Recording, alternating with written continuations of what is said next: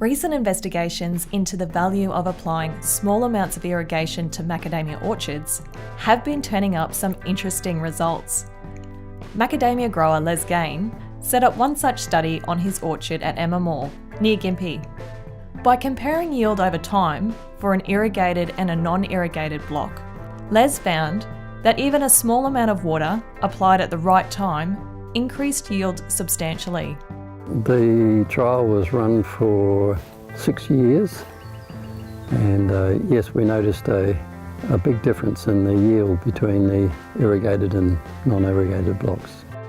We've always had very restricted water that we can apply. We got restricted on pump size to start with, and then many years we end up being restricted to a number of hours that we can irrigate per week, which means that it's very difficult to get around the farm on a regular basis.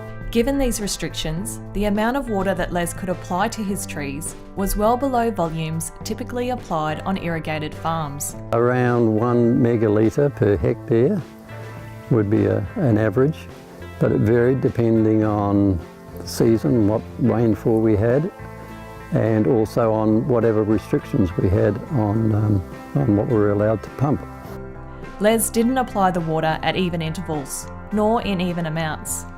Instead, he used a combination of rainfall and evapotranspiration figures from the Bureau of Meteorology to calculate irrigation times and volumes. Les observed that with his climate and soil, a gap of roughly 6 weeks between either rainfall or irrigation was the longest his trees could endure before yield was affected. I concentrate now on providing some water, or making sure there's moisture in the soil through each of the crop cycles of your flowering, nut sizing, shell hardening, and then maturity. The figures clearly show that irrigation pays for itself in 1 year of additional crop compared to unirrigated.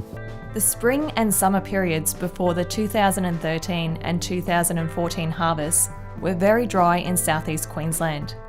The rainfall in the early part of those summers was around 1/3 to 1/4 of the average.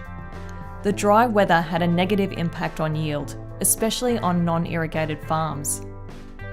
Industry benchmark data has also shown significant increases in immaturity levels in dry seasons such as 2013 and 2014. Immaturity was most pronounced among non-irrigated farms. Among irrigated farms in the Bundaberg region and New South Wales farms where the rainfall is higher, there was no noticeable increase in immaturity. Les's observations suggest that on his farm, water deprivation during summer can also reduce kernel quality. Research also found that water stress at this time is most detrimental. Stress around the end of nut diameter growth, or the beginning of oil formation, led to the greatest declines in first-grade kernel. Megan Boote is a technical officer at Suncoast Macadamias.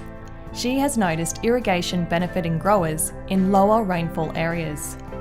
We have seen yields drop after dry seasons, and it is related to both the amount and the timing of the rainfall. Farms without irrigation are more exposed to fluctuations in yield. They tend to have more extreme peaks and troughs than growers with irrigation. Growers with irrigation seem to be able to smooth out the peaks and troughs, and that allows for more consistent production and more consistent income for the growers.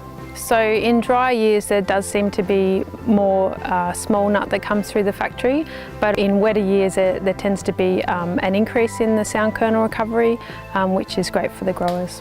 In the last few years we've seen a lot of growers decide to put on irrigation, and that's already making a difference in keeping their flowers on track. I think it'll help them with the coming season. From these small trials and observations, it seems that even small amounts of water applied at appropriate times can increase yield substantially. To better understand the water requirements of your trees, talk to your local consultant.